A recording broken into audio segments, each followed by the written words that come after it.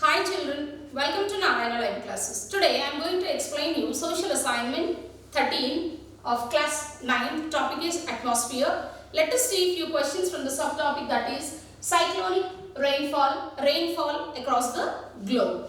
Our first question is, how many cyclones are there? Name them. There are two types of cyclones. One is tropical cyclone, the other one is temperate cyclone. Tropical and the temperate cyclones are the two types of cyclones. Let us see the question number 2. Write about tropical cyclones. Yes, as we had discussed in the previous question, that the types of cyclones, tropical cyclones and the temperate cyclones.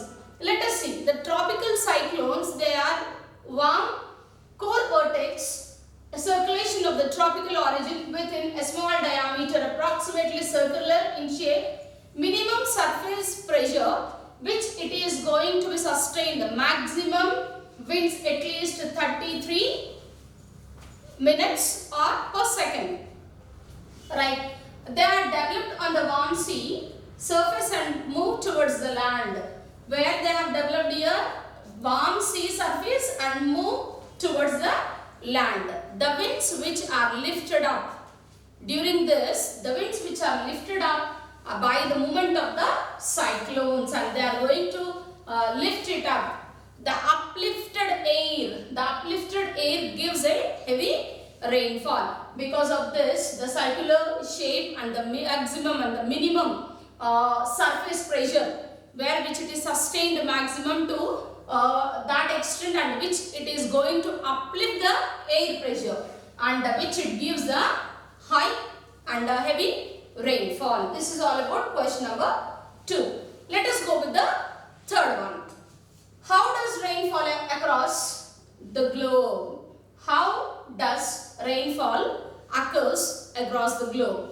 Our answer is between the latitudes 100 and 300 north latitudes and the south of the equator, due to the trade winds. Yes, where we could see a high amount of rainfall across the globe here. How does the rainfall occurs across the globe? Because of this, the latitudes are 100 and 300 north latitudes south of the equator, due to the trade winds. Rainfall is heavier on the eastern coast and decreases towards the west. Yes, rainfall, high amount of rainfall, where we could see in the eastern coastal plain, and where it decreases towards the west.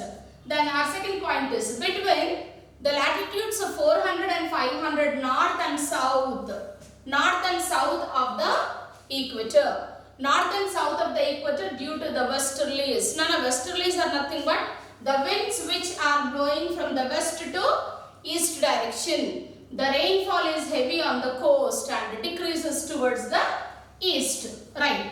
West to east direction, westerlies. East to the west direction, easterlies. Then our third point is low pressure areas, especially around the equator, receive high amount of rainfall than the high pressure areas. Yes. Here the pressure areas, low pressure areas are nothing but, children, here as we can take the low pressure areas, equatorial low pressure belt, equatorial low pressure belt,